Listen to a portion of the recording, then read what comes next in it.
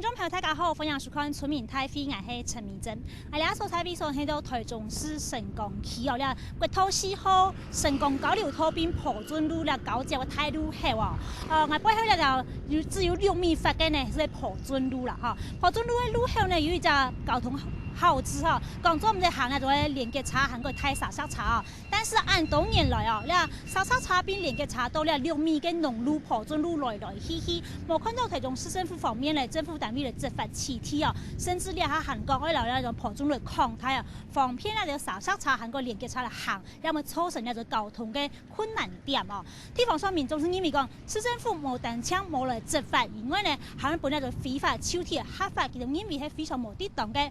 另外咧破准路呢，伊旁顺一条破准，伊係呢個客家先民呢，從太近差不多280年前來起那種下比准的時間呢一條准路啦哈，所以呢，進入歷史文化上嘅加出，因為講了破准路呢，假使喺開下去抗太下去嘅話呢，會留了有歷史文化加出嘅破准呢，會改變甚至係破壞嘅加出哈，故所呢其實冇認同而來拓寬那種破准路哦。唔過地方上嘅民眾因為講應該留破准路嚟拓寬哈，讓做帶動地方嘅發展。到底市政府而來拓寬破准路嘅理由？喺乜解呢？韓國地方上民眾其實反對理由要乜解？等下喺行業總督嘅綜合里嘅發通中心，堂大家嚟講分明，也搶人關心。開會了！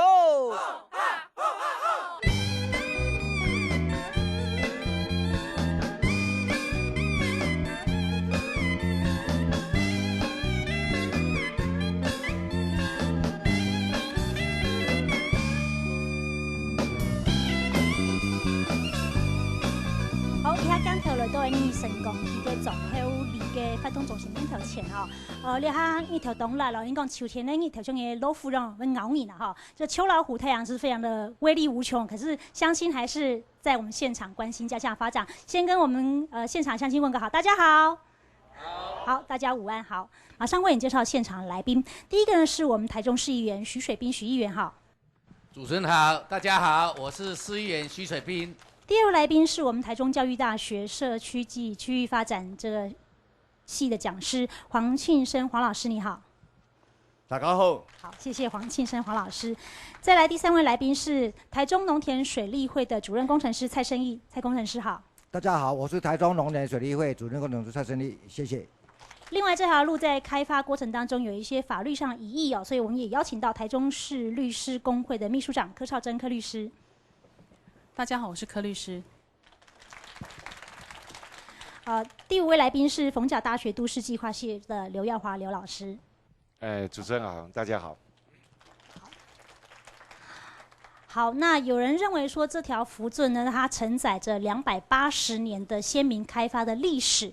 它具有文化資產身份，這個福圳路的這個拓寬呢，會影響到這個文化資產的這個一個它的這個稀有性跟不可回復性的傷害啊，因此覺得說這個福圳路拓寬是有疑慮的，但是也有鄉親認為說，其實這條福圳路上下班的時候，這個塞車狀況蠻嚴重的，所以應該要拓寬帶動地方的發展。但是福圳路是一條農業的產業道路，這條路的身份跟這條路的這個未來到底是怎麼樣？我們先跟着記者的鏡頭去了解一下。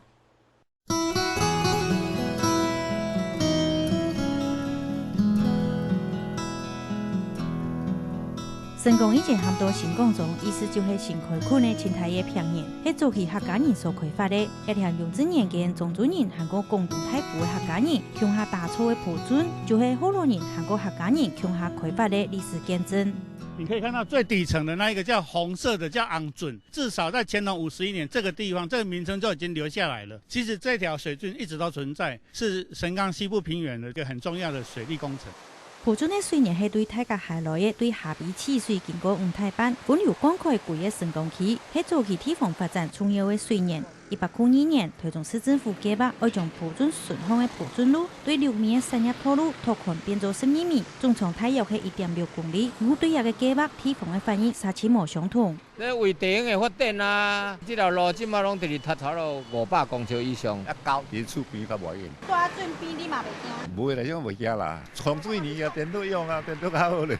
當土強站這位啊，我甲阮爸爸攏無佇咧啦。交通建設本來就係為了大多數人嘅利益，不過因為交通唔好，部分的地方人士就质疑，一条路係為到少數人開嘅。同意的人就是他们不是受灾户，所以他们会同意。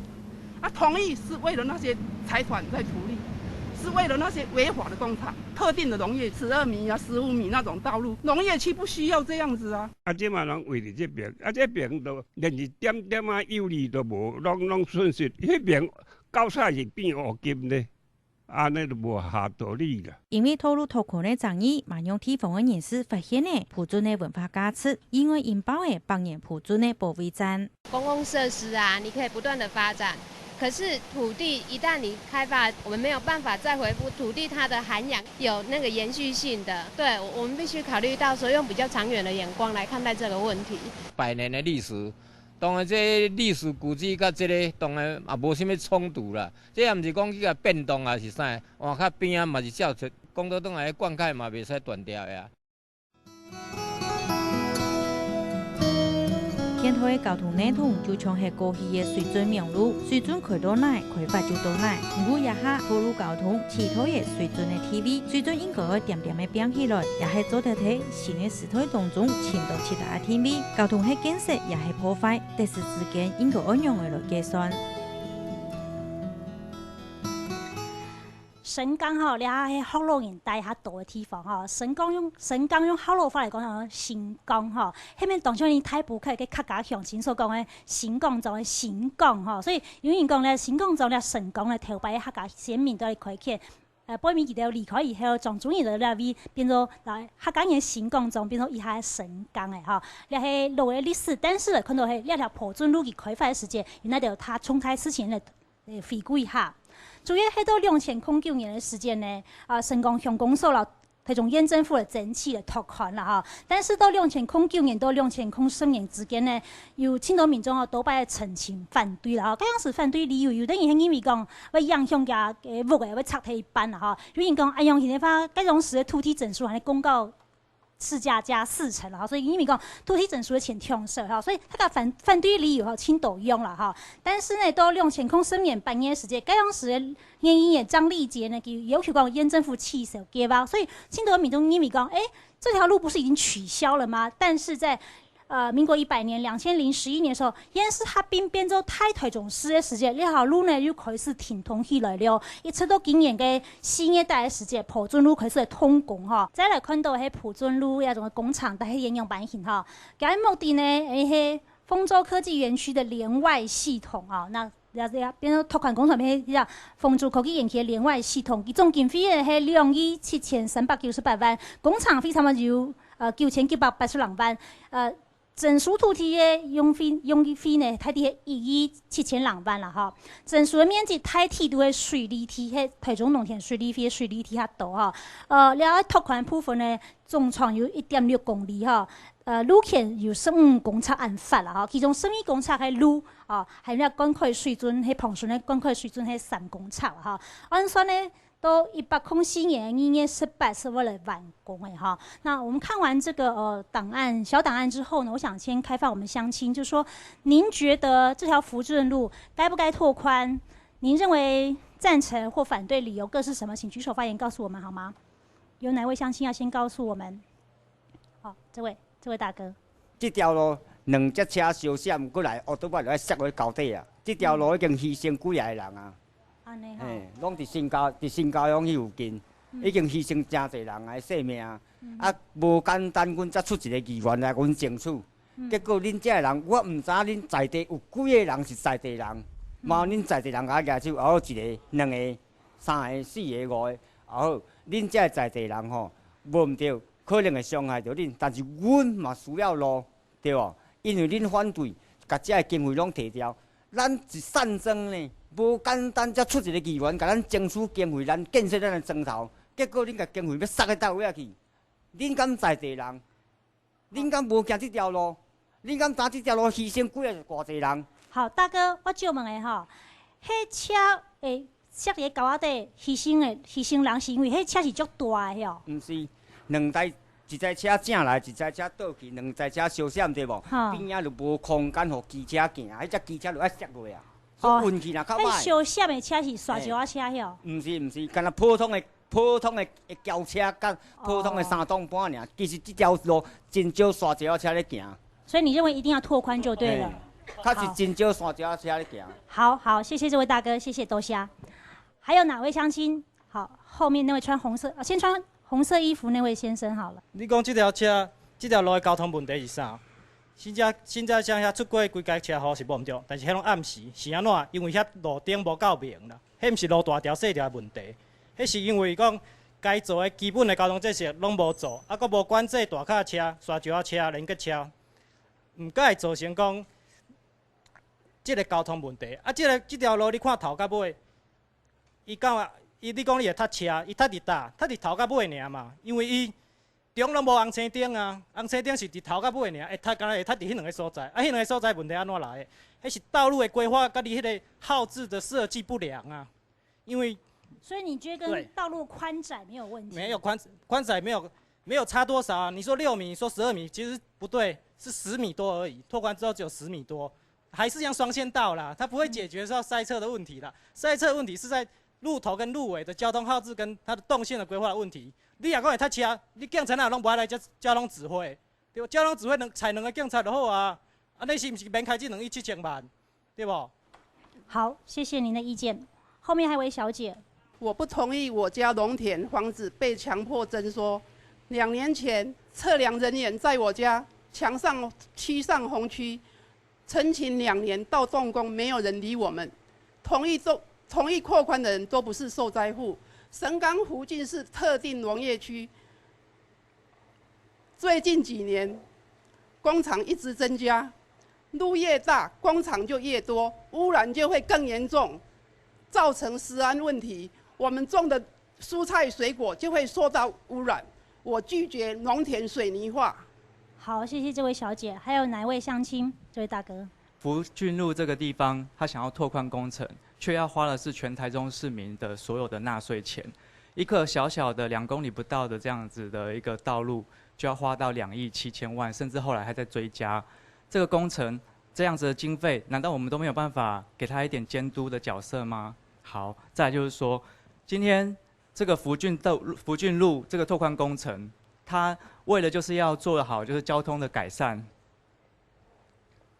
大家都可以看得到，这张图上画得很清楚，神冈工业区的所在位置跟福郡路的所在位置离得这么远，但是砂石车在一个不能够通过产业道路的地方一直不断的通过，阻碍了交通，但是却要用这种似是而非的，类似说发展工业区、发展地方经济、平衡这种交通发展的方式，来作为一个拓宽道路的理由，这种理由说得过去吗？如果今天3岁小孩都看得懂这条道路，如果我要走到神冈交流道，我都不会去走福郡路这一条的，竟然还会说要拓宽这条。所以你的意思是说，现在目前神冈丰州工业区是在这里，对，要拓宽的马路是在这里，对。事实上，你觉得在位置上面没有这绝对的这个必要性就对了。没有绝对必要性，而且这么大的这么小条一条产业道路上面大大的画着一个禁止砂石车进入的符号。还是有很多砂石车在走，但是砂石车还是一直在走。好，我想请问的是，请教我们议员好不好？对，好。那议员，那乡亲觉得说这条路其实不是宽窄问题，是道路设计跟这个交通管制的问题。那您怎么看？这条路要拓宽，当然就是民众有需要，阮议员唔得去争取。啊，争取迄当阵呢，当然抗争是真济，因为当时伫2009年的时阵，98年，98年的时阵吼，一边田吼，那遮差不多伫7、8千啦。啊，你公告地价4成，当然迄当中就扩增足大。哦，所以那时候的抗争是为了地价征收的问题。对，是为了地价。啊，过来因为吼合并了后，阮遮的土地吼，为8000吼起到即马差不多4、5万啦。哦，当然即马政府要市价征收，嘛是无法度市价征收，这个嘛是爱甲咱遮的乡亲吼补欠啦。像咱讲呢，因为预算吼，今年正月预算，到要征收的时阵，哇，土地又搁起，差不多，干那公告地价一年就调28%啦。哦，这4年内底一年就调28%。所以议员，所以到时候不只是2亿7千万，可能还会超过3亿就对了。当然是2亿几万啦吼，牺牲的吼，即摆迄条路边吼，我嘛爱甲咱遮的道路的遮的乡亲吼补欠啦。事实即马吼一边要征收嘛，无法度征收到5万啦。哦，这个爱讲现实话，但是为着地方即马这个国道4号要通，这个吼当然无做，大部分新工人拢咧反对讲历史建筑物是爱做，大部分，但是有小部分的这个居民吼，尤其是住伫遮的人吼，事实讲。我嘛对这些人嘛足抱歉啦。所以议员觉得说，其实这个因为神冈地区靠近国道4号，所以这个土地涨得很快，所以现在不做的话，2亿7千万的预算哦，可能会再往上加，所以有时间上的压力哦。但是我想请教律师说，其实这条福尊路它是农业的产业道路，我们也看到其实在路口都有这个禁止砂石车通行的这个大型车这个通行的这个标志，可是就我们刚刚新闻影片镜头看到，还是有很多大型车在通行在走哦。那您怎么样先看说台中市政府在这条路的这管理上面的问题？为什么今天要开一条路，然后呢给工业区使用？你等于特定农业区，你现在要变更分区使用，那变更分区使用，你是不是应该先经过农委会把这个特定农业区先变更，不然的话，你依照土地征收范围勘选作业要点，土地征收的范围要避免耕地。我们可以看到我们这个上面有许多的非常好的良田耕地。但是交通事业可以例外，不是吗？没有，征收要点并没有说交通事业可以例外，甚至于他在第4点里面有说特定农业区不得征收。是。所以他其实他的第一个程序，他今天他现在要拓宽成道路给工业区使用，那他应该要先变更分区使用，再来进行征收作业，这样子才符合这个所谓的。所以您觉得法的上面就有这程序上的瑕疵？对，而且这个农路是不能够通行大型车，不是只有砂石车，所有的大型车都不能够通行。好，所以等于说市政府并没有在取缔这件事情拿出作为。好，我想问一下刘老师，如果说这条路从6米农路变成12米的这个其他的名目的马路之后，是不是整个这条沿线周边的土地的区分使用，就有可能往前一步去从农业用地变成其他的产业类别的用地？有可能吗？我觉得今天讲的今天这个整个议题我们不是在讨论道路了，我觉得我们不要搞错方向。我们目前在谈的这个东西是在讨论一个叫小型工程啦，小型工程它跟路一点关系都没有。如果今天我们是在讨论路，是在讨论一个道路网，其实我们今天应该要邀请的是谁？是这个虚地机关，建设需要这个路的人，就不是建设局了，跟什么要提供这一条路的人，这是什么？是交通主管机关。就交通主管机关，它必须根据虚地，比如说我工业区，包括丰州工业区2期、3期，甚至未来4期、5期，你需要的道路网，不是道路是道路网，你要能够明确的指证出来。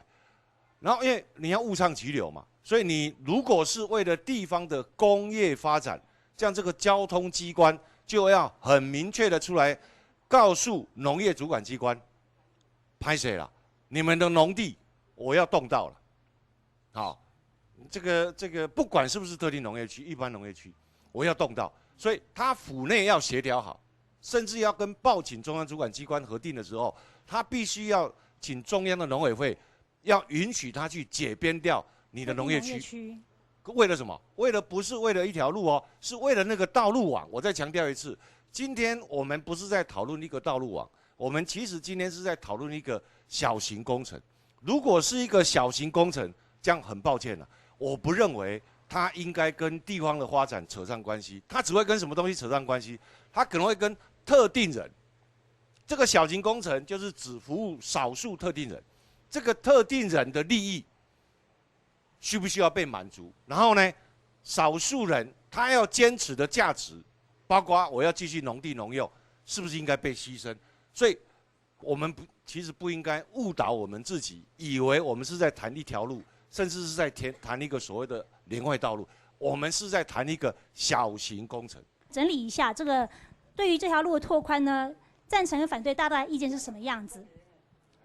赞成人主要是认为说可以改善交通，提供用路安全啊。那另外就是促进地方发展啊。那反对人就认为说，这个连外道路其实是绕远路哦。如果它是丰州工业区的这个连外道路的话，事实上有那个交流道预定地啦，甚至是高架桥下的什么 cable day 之类等等哈。其实这条路不见得是最短的一条路哦，那其实是绕远路。再来呢，就是说它是有规避环评之嫌，事实上它有跨过水利地哦。那我们刚才讲，大部分征收的土地都是农田水利会水利地，所以水利地如果超过了1.1公顷的话，它其实就要去报请，然后去做一些环评动作，甚至认为说这农地里面有很多工厂啊，那这些工厂是不是就是专门为他们来盖的？那另外就是说大卡车进出哦，其实本来就不能走大卡车，现在反而是因为有了大卡车造成交通拥塞，需要来改善交通，是倒果为因的方法哦。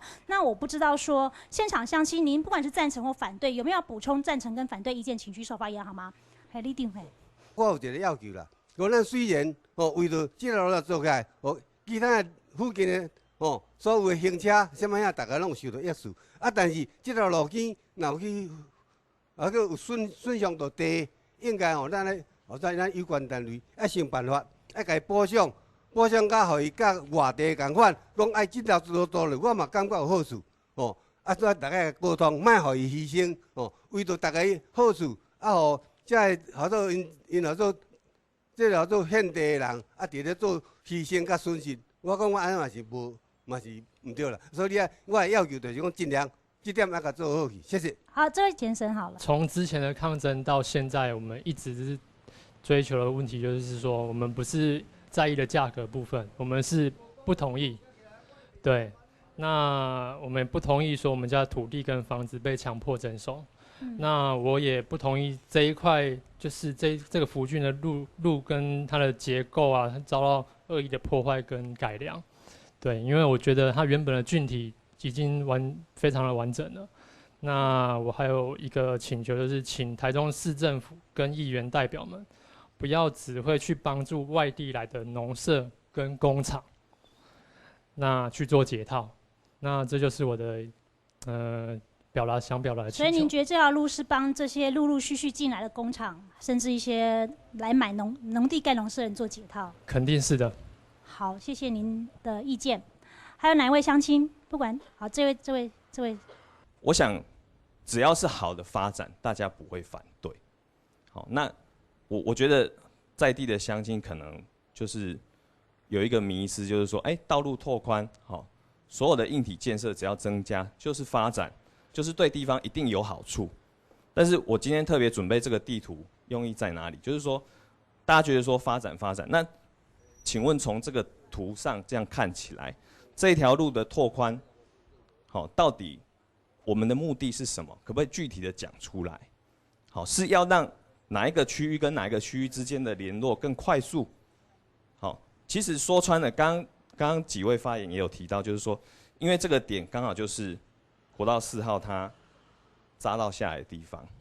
好，可以想见这个本来只有6米宽，这段预计要拓宽的这一段，我想大家都走过了。其实它的沿线就是2侧都是农田，好，那住家大概10来户、10几户，好，工厂可能有几间。这段路的本身其实没有很频繁的商业活动。所以您觉得说在必要性跟这个费用上面、经费上面，您都觉得您存疑就对了。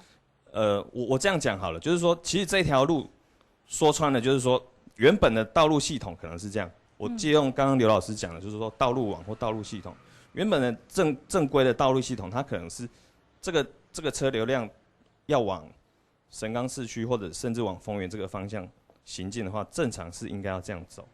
那现在因为匝道在这边啊，这边刚好又有一条小路，所以大家都觉得说，走这边最快。其实丰州工业区是在这个地方哦，那我们要开的福圳路呢是在这个路段，在这里哦。那说是这个丰州工业区连外道路哦，可以连上国道4号的连外道路哦。那刚刚那位大哥讲就是说，其实这两者之间的距离好像不能作为连外道路，而且呢，他觉得说未来这个其实国道4号这边还有这个预留这个交流道，其实最快的应该是交流道直接接上去就对了哦。所以如果说将来这个交流道盖好了之后呢，直接连到丰州工业区，其实这条路的拓宽的必要性好像就不存在，是不是真的这样子哈？那我想问一下许议员，头迄个先生咧讲，这个是工业区土地这个，其实唔是啦，因为这条路就是咱人拢有一种惰性。我若较近的道路，我就要行。啊，你即摆因为车辆足济，啊大车拢行遮，因为伊就高速公路伫遐尔，所以即摆溪州、新州、丰州遐的人，伊要去高速公路国道以后，伊都唔行迄边啊，伊都为遮上近啊，所以会产生遮的塞车的原因是伫遮嘛。啊，因为阮做议员的，就是民众有需要，所以阮毋知讲啊，既然会塞车，啊，佫会危险，所以才来做。啊，其实头有咧讲即个造价伤贵，其实即摆就是赔偿，所以我头嘛咧讲吼，遮个乡亲，我要提高价钱，啊，佫互因咧骂咧呢。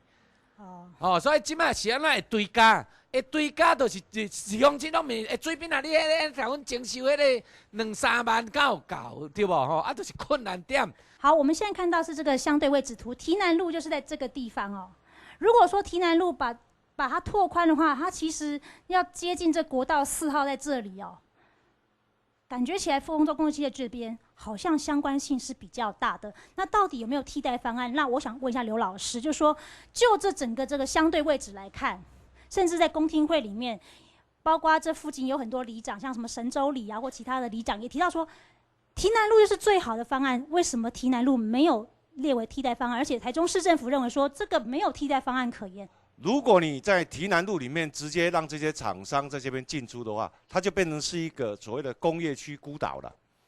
就是这些工业区的工业发展跟它的进出有没有跟地方就不容易发生关系了，所以这一个选项的好处是服务对这一个工业区的厂商是提供比较好的服务，可是对地方的发展效益是比较低的。换过来讲，如果说是要去改变神冈这个地方的地方发展的性格，那这个要有地方的共识哈。议员这边大概也比我们清楚，就变成是说，你的路网就要设法去跟现在在乡街里面的路网去做某种程度的结合，它才会进出嘛。啊，才会进出之后，就容易在地方这边产生停留，甚至产生一些居住的等等这方面的需求。所以这个就是一个这个交通专业跟这个所谓的地方发展要去密切对话的地方。而且如果说我们今天聚在这边，或者是这几年不是讨论这一条路，而是的确是在讨论这个问题，这样子呢，就有可能会出现什么？这一个丰州工业区可能是搞不好是从后州，从那个后生，然后跟中山路的关系有没有？可能会更密集的，甚至呢，我们都市计划区神冈里面的都市计划区有一些没有开辟的道路，都可以趁这个机会啊，去争取到这个丰州工业区的连外道路的建设经费，甚至啊，台中市政府这几年做的事实上是很努力的，生活圈道路的经费啊，去挤这些钱啊，来帮神冈这个地方把一些没有开辟的道路，趁这个机会把它开辟。这样子对地方的发展跟丰州工业区两个的关联性，我认为啊就是双赢。好，那因为开这条路呢，就会我们刚才讲到福郡路旁边有一条福郡，是有280年的历史哦。那至于这条路的这个开发，对于这条福郡的文化资产的这个认定有没有相关的关联，对工程有什么样影响？我们先休息一下，公告以后继续讨论。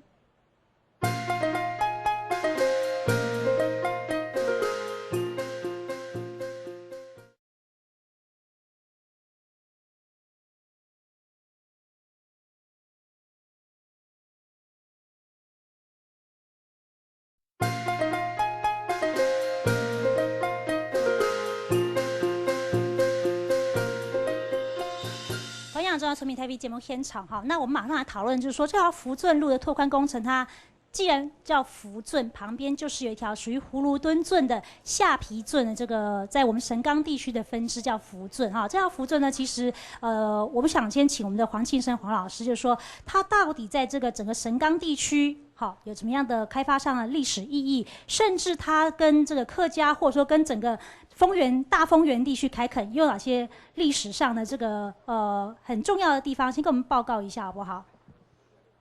雍正11年的时候，前10年，张达坚先生就跟协助了眼里峡、5个番峡开发了水圳，咱讲的下陂啦，下陂就是会当流到这个番峡这个所在，所以咱在地人讲做番仔圳。迄当时也无流到咱这个所在，没有流到这个地方然后到了雍正10年的时候呢，这个因为从山上从海边来了很多客家人，还有福佬人、葫芦人来到溪底开垦，来到咱郡都头前这个圳千里这带开垦，需要水。结果为了需要水也曾经10年当中为了破水冤家相拍，这种故事这历史都有写我们现在看到这一张是福圳的立体的情况，下面都是红土的夯墙这个情形呢当中就到了雍正10年的时候，张达坚跟眼里峡通事潘敦，这个葫芦墩公园里面都铜像还在着，所以雍正10年就签订了这条合约。中央研究还没有，它有具有历史价值以外，刚才讲那些历史事件以外呢，它更具有这个证明客家人跟河洛人这个合作开发的以后，又发生水权争执、族群竞争，我不要讲斗争了竞争之后竞合关系是，所以最后客家人都搬到丰原去了，神冈那个安里社区了，社口那边去了。那么这边我们剩下都是听不到客家人的河洛人。好，感谢我们黄老师跟我们讲解说这个福圳在这个地方的开发上的历史意义是什么？但是目前福圳是由台中农田水利会来进行这管理嘛，那我想请问一下我们蔡主任工程师，就是说，事实上过去在100年的时候开过2次公听会，农田水利会对这个福圳福圳路要拓宽，会影响到这个福圳的部分有很多的这个专业上意见那这些意见事实上也是在维护整个灌区将近380公顷的灌区里面农民的权益其中有很多安全问题，您觉得说如果没有被解决的话，事实上水利会是不赞成也反对，一直到101年12月26号，当时候的会长蔡笃乾蔡会长都还发函给台中市建设局说，我反对这条路要拓宽。那目前水利会好像态度上有不一样，那你们为什么会转变态度？本来刚刚从99年开始的时候对我们是接到第一张公文了他以前在98年的时候是台中县政府的时候是没有行文给水利会，因为这个是他们的计划。是。等到99年计划成立以后的话，因为要利用到水利会的地。是。本来最早的时候，他原先的计划是要加盖。就是把现有的水沟明沟变成暗区，对这样子将来我们没有办法管理。不能够清淤泥什么之类损之余都没办法做。后来他们经过在地方上也开了很多次的说明会、公听会等等。是还有他跟我们的协调的结果，就是采用现在的方案，改为明沟，就是把现有的沟渠往南再推，就推到道路的最旁边。是第一个是明渠，是明渠明渠的话就是可以维持原来的灌溉功能，跟那个断面也都不变，只是要修改小部分的那个渠道的什么箱涵那个什么。所以你们坚持要用明渠，不可以加盖就对了。不过到了现在还是一样，如果没有明渠不用讲，没有明渠不用讲。对第二点就是说他们在讲说将来因为明渠的话。水沟是浮的，对，将来里面是空的，所以我们坚持要用那个劣质混凝土，就是比较低强度的混凝土，防止水沟的下陷。这样子的话，如果在这个条件下，我们会同意。第3点，就是刚刚讲的，为什么这个经费那么贵？因为那个地大部分是我们的。所以那1亿7千万土地征收费都进了农田水利会的口袋。不是，就是我们的他征收。我们的地会比照农民的价格，比照农民价格对，是但是水沟的部分他不必买。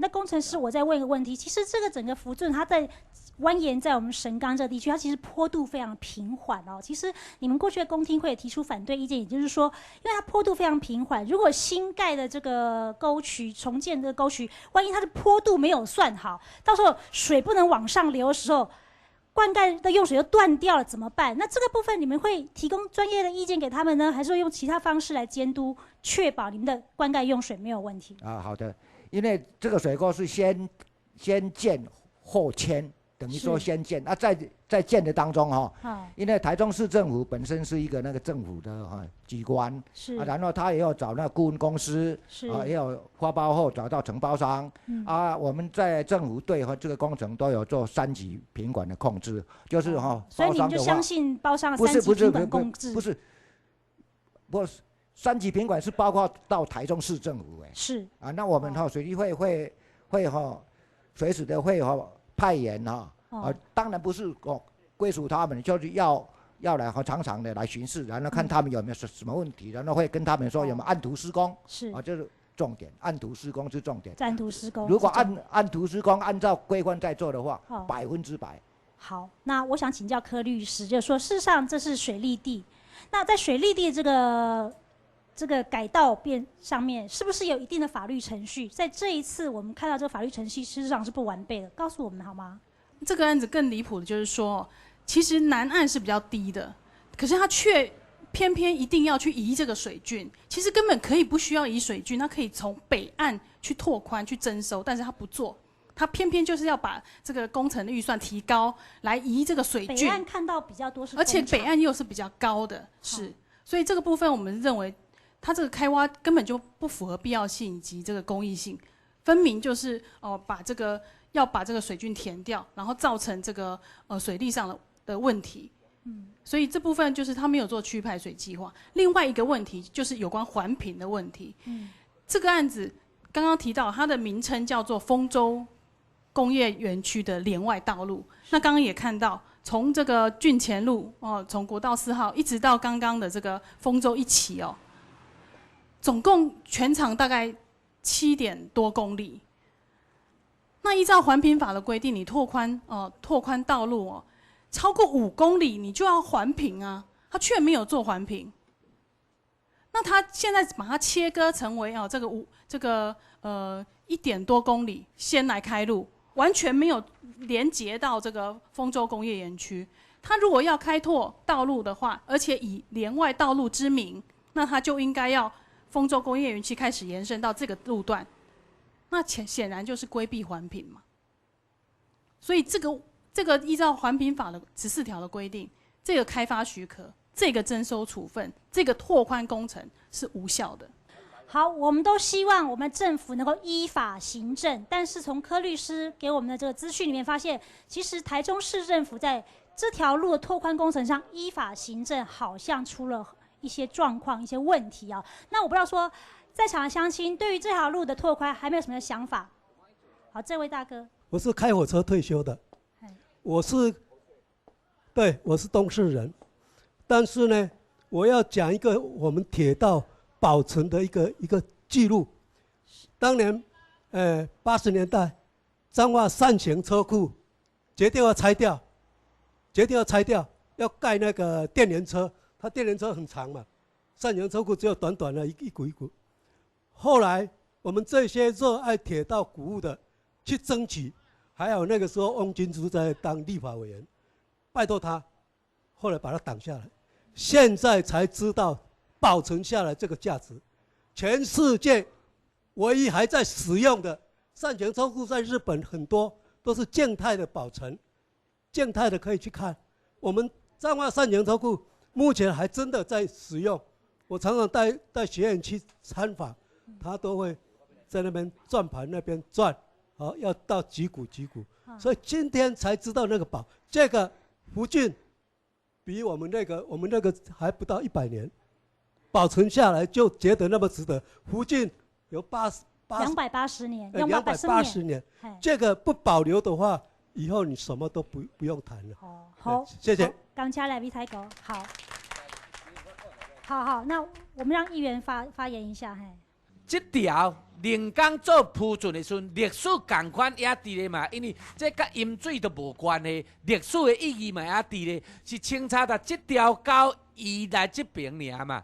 啊，既然40年前做的沟，即马是咱袂用做，咱的庙嘛是用的修建啊。你讲哦，一间庙300年，像万年宫，万年宫嘛是叫做历史古迹啊，伊嘛是修建啊。哦，啊，你像迄个。大雅永兴宫，伊嘛是修建啊，跟哪有迄个讲做袂使修建？当然，徛伫民意代表立场，这条路，因为工业区的路是爱15米啦，这条并无15米啊，这是12米啊。啊，因为这是地方的发展，所以民意代表就是爱争取。当然，来大部分拢是历史的保护者，我嘛是对历史的保护，我嘛是足需要。当然，即摆已经交互迄个文化部。文资处无啦，迄文化局无去个这权利啦。你咧要做历史的见证，就是文化部的文资处嘛。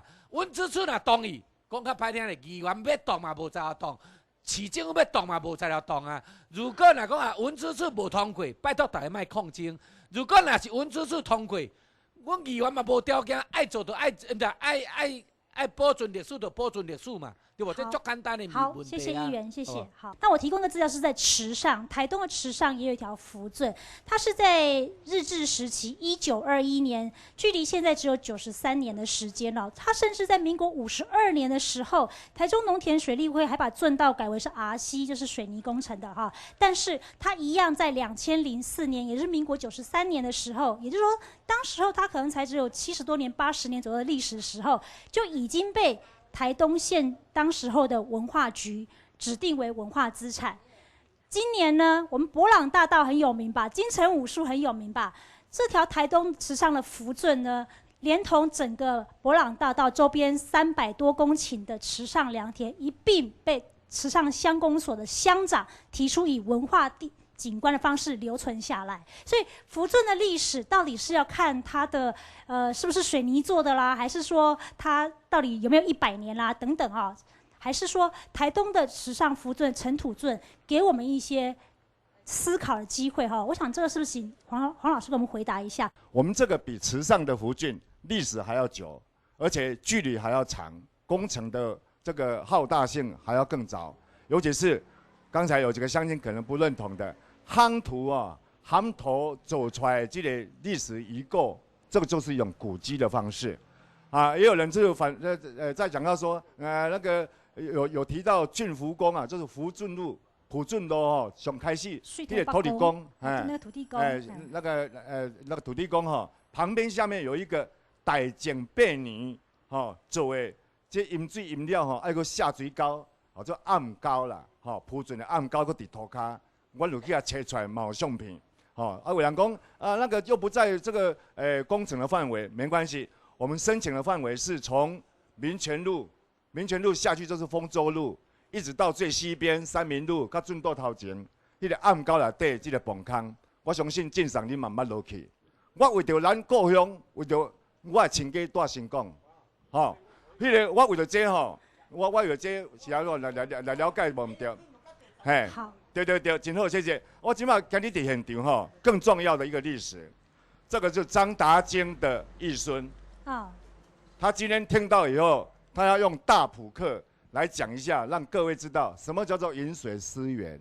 好，什么叫做张达京的历史？庄先生，呛筹。我是张达京的子孙啦。嘿，我来大家做吼，是11岁，我20岁。嗯。我大家做人是开葫芦墩阵，对咱坡口过去了做鼻头，对啊开葫芦墩阵是原来拍棚坑，啊后来棚坑的去海去水量真细，所以才改对铁路的下边遐引水，所以大家做人。和社口这方面的人真欢迎。伫社口妈祖庙有创一个大家做的路位伫遐。谢谢罗兰安子 C， 好。好，那个庄先生来你讲吼，那个为了感谢那个总他金先生，那个太普卡的总他金先生，给开了条福禄墩尊，在这个社口妈祖宫还设了一个他的路位，让后人来重祀他就对了哈。好，那我想对于这条符尊还没相信有意见的，好，这位。关于这条符尊啊，伫我做囡仔的时啊，就是土路两边拢是种树啊，吼。尾啊，才搁改建，才用水泥来框起来。实际上咧，讲200几年，这是这条的水路的开始到即嘛。如果若是讲改建的话，可能超一40年尔啦。即马搁定框这个吼，超40年尔啦。所以讲，你如果进前若是要维持这个资源、这个历史的迄个记载话来讲，应该就无即马即条啊啦，就是土路边仔是树啊啦，但是已经改建落去啊，就是毋是迄个资源啊啦，都毋是讲哦200几年、300几年的资产的，都不对了。所以你认为说已经有用水泥改建过了？已经改过啊，第一点，第二点，迄已经30万年，已经改建了30万年的。好。你咧讲刷过来这边，我即马有一个意见，就是讲。大社、三社路，这个大社，咱这条大圳路起来，是。迄条沟嘛是安尼迁，嘛是共款，即马照即马的工程安尼要安尼来做。为什么袂使咧？嘛是做了真好啊！伊嘛是甲路、甲桥、甲这条沟，甲迁去后南边，甲即马的工程共款意思。好。所以您觉得说，其实这个不是太大的问题。不是问题啦。好，谢谢您的意见。因为安怎讲咧，这个交通一定爱处理车啦，大货车啦。所以讲，咱的村民一直咧反对，就是讲，迄大货车袂使互入来，拖车袂使互入来，影响交通足大。好。如果既然水利会已经同意啊，为着地方的欢迎，所以讲乐观其成啦。好，您的意见我们听到了，谢谢。好，这位。刚才听到水利会代表来这边讲的，我觉得是非常的失望了哈。我自己提醒一下你们水利会，你们水利会早在100年的时候就发文给建设局，怎么写呢？本会既有准入应予保留，不同意废除重建。这是100年的4月的时候，101年的时候早就提出现在这个方案了。这个方案就是往南移，也是民沟，不是因为加盖你们才反对的哦。你们看看你们自己怎么写的。101年的1月9号，既有准入应予保留，不同意废除重建，也不同意加盖。现在这种方案明明就是已经废除又重建了。你们当初不是只是因为加盖你们不准而已。你再看哦，你们1年里面10月的时候又发了一次给建设局，同样的内容。不同意废除重建加盖，再看哦。好，所以您收集了很多的公文。对，1年里面发了6次公文，写的内容同样，全部都是一样。我看到那一张。12月26号，是都还是写不同意废除重建或加盖。是因为我换了水利会会长嘛？因为今年有改选啦。我跟你讲为什么好了啦，你水利会不敢讲，我来讲啦。7月21号的时候，我们去市政府陈情，我们问他们说，为什么水利会没有同意，图都没有准，你们就给人家发包？建设局的陈大田总工程师他怎么说？他说他本人跟他们建设局长跟某个立委拜会过你们会长了，都瞧好了啦。这个会议你们知不知道？这个会议你们有会议记录，有没有正式公文发给建设局说你们已经同意了？这一套图你们有没有审过？你们有没有审过？你们都同意这一套图吗？你们谁盖章？你们谁盖章的？以后如果真的淹水，我们要告谁？告你们吗？还是告建设局？你们要负责吗？好，我们问一下我们的主任工程师。关于这个部分那我能够就最近这个103年8月10号台中市那个建设局中水建土资第103009835号函，它函是函复台中水利会在不影响农田灌溉及熏圳完工后，就圳再拆除为前提办理该局经议会议决议办理中，因为已经开工了，在办理中。有关变更设计部分，目前配合当地居民需求及台中水利会要求修正中，待修正完成后将办理审查，届时水利会将派员予以会同审查，以确保工程符合灌溉需求使用。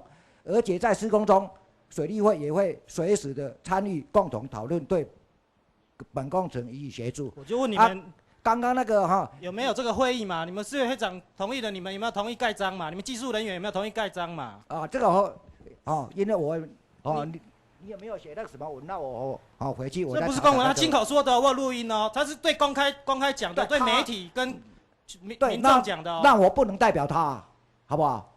那我回去看看。至于说这个淹水的问题，农田水利会只是管农田的灌排水。所以我们家淹水不干你们的事就是了。不是，我们如果说将来下雨的时候，我们在五大板那里，只要治水门关起来，其余的水应该不是农田的水。那水利会的农田的那个水，你最好分得出农田的水跟下雨的水啊。不是，柯律师，这件事情刚刚这位民众跟水利会之间这样的一个对话里面，有哪些是法律上的问题，是市政府或者是说水利会或者其他相关单位有违法失职之处？我们就法论法。其实这个我还是强调在征收的这个程序的违法的部分了。既然这个案子其实早就已经审议，然后通过，然后公告，我们在7月份，其实他在6月多就已经审议公告期满了。但是刚刚那个提出来的蔡主任工程师，他所提出来的是8月份的函文呢。我认为8月份他们还在这边就这个工程的细项还在那边争执，我想他们早在审议公告的之前就应该做好这些部分的程序，而不是刚刚7月21号这个陈大田总工程师，或者是8月份这个函文再来补正这些瑕疵啊。所以这几年全国都是为了这个征收案尤其是大埔受到最大的瞩目，甚至于大法官会议解释，从这个征收的必要性、公益性，还有比例原则，甚至最近的大法官会议解释认为土地征收条例还要有急迫性，所以将来这个修法的部分还要有急迫性。所谓急迫性，就是说非这条路不可走不可。今天假如有其他的替代方案，就刚刚主持人讲了，有其他的替代方案，可以不需要毁郡灭或征收人民土地的替代方案的话，是不应该要开这条路的。那所以另外土地征收条例里面有提到的这个必要性跟公益性的部分，我们刚刚都有提到。必要性就是今天它的名字，我们要一个正当法律程序。我们今天既然命名它是丰州连外道路，那你就要依照丰州工业园区的需要来，才有这个必要通车的必要性。否则你只是为了当地居民，或者是这个违章工厂的通路，我想这个绝对不符合我们要的这个所谓的公益性，或者是必要性。好，谢谢柯律师在法律的专业上面提出他的见解。那最后我想请教我们的刘老师，事实上我们这是文化部的官方网页揭露下来了文化资产的这个个案导览，池上的这个福圳呢，它其实就是1921年所盖的，在民国52年的时候呢，农田水利会也用这水泥把它修造过，它一样具有这个历史文化的价值，被保存下来。到今年，整个池上区域被指定为所谓文化地景的保存区域。我们看待一个地方的发展的时候，究竟要用什么样的态度和眼光，什么样的胸怀，才是真的为民谋福？好了。今天这个不应该是文化资产跟这个地方一个小型工程之争了。这个小型工程让我们看到，原来神冈有这么一个事实上是具备世界级的文化资产的潜力。可是呢，如果大家只是争取它为古迹，然后之后就丢给政府要去管，那个神冈的人民会失望了。这个地方的人几百年来没有看到它的重要性啊。现在才真的要开始去学习，看说这个东西到底跟我们未来有什么关系啊？它的活化跟利用是要投入很多的心血的啊。如果说这个我们做不到，讲老实话，就会落到有另外一群人啊，那个路个拓宽啊，和大家好行啊，就好不容易争取到了2亿多的，就是不花白不花。其实啊，他们这样讲也不能说没有道理啊，好不容易争取到2亿多啊，对不对？如果就是不把它花下去，有可能钱就跑了之后就没有了。所以我也不想去这个谴责这个为了争取基层建设的这一群人。我认为是现在问题是出在于市政府误导了我们。真正应该主管这个道路的这个交通单位呢，没有出来帮我们这个忙，来解决我们这个地方的交通问题，把它丢给一个建设单位，搞了一个莫名其妙的小型工程，然后去造成住在这边的人几百年来没有看清楚的福郡也跑出来了。可是呢，重点是在于大家都以为这些人好像是在挡这个小型工程，他们怎么去挡小型工程呢？他们事实上是好不容易才被唤醒了说啊，我们有这么好的东西，我们都不知道啊，我能做什么帮他保留下来？所以两个人都没有错啦。我认为是市政府啊，搞错方向了。好，谢谢刘老师。那蔡工程师有没有补充？我们台中水利会也做了一件，就是白冷郡的有一个，它也是列为古迹。那台中市政府以前的台中县政府条件找有古迹证照的建筑师，由他们来设计完建后，他们的审查施工，还是可以改善，可以改建，不是不可以的。对，就是没有移动啊，不是那个可以不可以的话是由那个古迹和单位那个建筑师去画，然后有那个他们的审查单位还是做的。将来普准呢会不会符合古迹的原则？那我们水利会是没有意见啊。那我们静观其变。对，静观其变。政府说古迹就是不能做那就不要做。我们水利会就是维持原来的灌溉均路啊。如果说做的话，我们只是把台中市政府做好挪到旁边去，交给我们继续使用。好，所以水利会身为一个民间团体，等于说它就是在配合角度，配合政府跟官方的开发就对了。好，谢谢我们的这个主任工程师。那好，这位先生。好，我想水圳大概最有名还是在于那个韩国的这个清溪川的部分，它让一个那个部长，就上升到总理这个情况。那台北的柳公俊现在也在委托那个台湾师范大学地理系在做那个研究。那个中立的老街溪那个桃园中立老街溪也在做那个开盖，然后在规划的一个动作。已经变成清水公园了。那还有那个台南的那个嘉南大郡也是，就是现在都是在做一个规划。那反观我们的葫芦墩郡在丰原这边也是要做这个水岸花都的部分。那到底我们的福郡能不能做一个跟那个水岸花都这边做一个串联？这是一个很重要的思维。以上。好，谢谢。那黄老师最后。谢谢。我们真的是不希望说为了文化资产的维护而跟地方或者是地方的财团，甚至于跟地方议员对抗。没有，其实经过这几个月下来，各位神冈的朋友们，你有感觉讲原来咱这条埔圳是咱新港的珍珠啊，是我们的光芒的一颗明星啊。好，今日几场村民大会开下来呢，看到青岛的问题一一个提出来哈。台台生态工厂中心的主任张文亮张教授佢写讲，台湾做唔得无客家人，因为佢讲嘅係客家人開闢作準，嗱嗰個台灣嘅睇法係有非常非常大嘅關係嘅。今日一條有差不多有300年歷史嘅葫蘆墩村，係有客家鄉親從他建所開建出來嘅。但是你並冇看到台中市嘅客家事務委員會對呢件事情有任何看法，點都係發13億去到董事會咋中國嘅原料講咗喺度傳揚客家文化，真正到呢個土地上，然後你嘅南藥食到強下水準為300年，按珍貴文化資產，冇看到台中市客家事務局為到客家文化講出一句話，台灣做唔得冇客家人，開闢作準是客家人對台灣嘅開闢最大嘅發展歷史。我希望今日村民大會從一條路看到青島嘅問題，提供我們做思考，希望大家參加，希望大家按支持，謝謝。